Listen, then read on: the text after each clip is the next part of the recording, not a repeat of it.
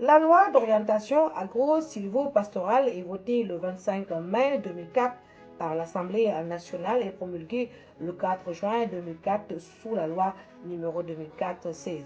Elle instaure un cadre légal d'orientation stratégique du développement agro-silvo-pastoral et halieutique pour 20 ans.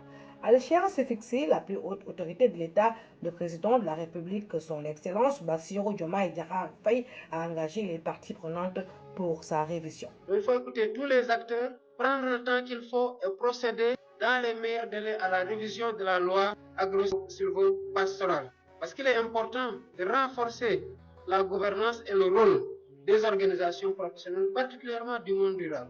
Et le monde rural a été longtemps oublié, mais la véritable révolution et le changement systémique qu'il faut, c'est le développement à partir de la base. C'est pour ça d'ailleurs que notre politique repose sur les pôles territoriaux de développement.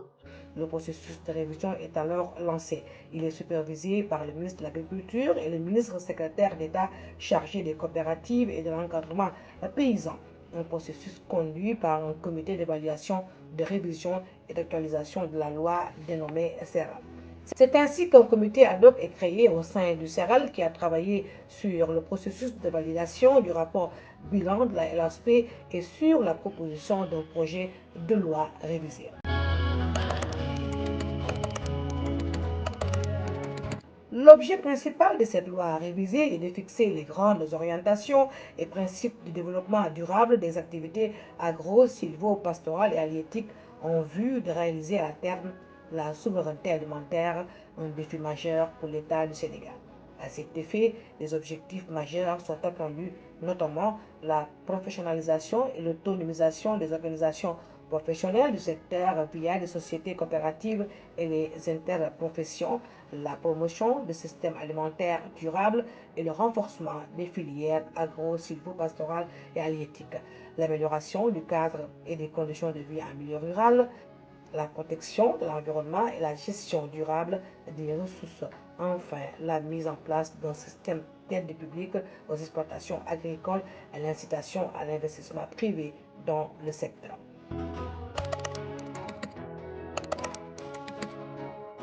La loi d'orientation agro-silvopastorale et halieutique révisée est composée de 5 titres, à savoir les dispositions générales, les métiers, les organisations d'exploitation agro-silvopastorale et halieutique, la transformation des systèmes alimentaires durables et stratégies de développement agro-silvopastoral et halieutique, les mesures d'accompagnement et dispositions diverses et finales. Également, 22 chapitres et 102 articles composent aussi la loi révisée.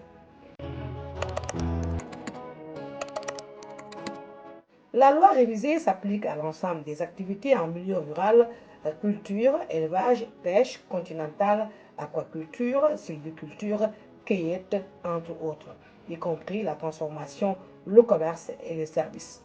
Une attention particulière est accordée au renforcement des systèmes alimentaires, à la prévention et à la gestion des conflits, au changement climatique, à la protection de l'environnement et à la maîtrise des gestions de l'eau.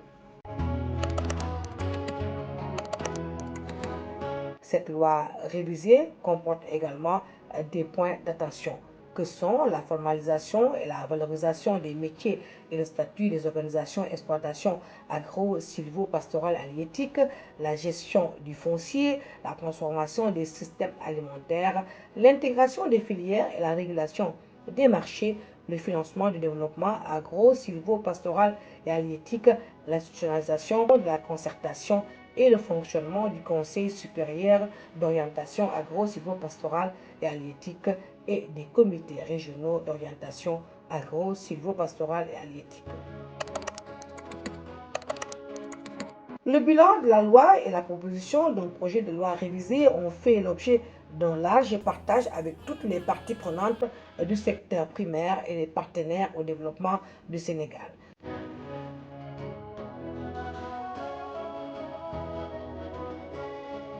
Ce processus de révision a également fait l'objet d'échanges avec les parties prenantes.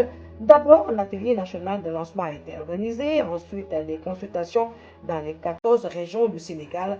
Ajoutez à cela les concertations autour des thématiques phares du secteur et des consultations avec les groupes d'acteurs tels que les femmes, les jeunes, le secteur privé et les médias.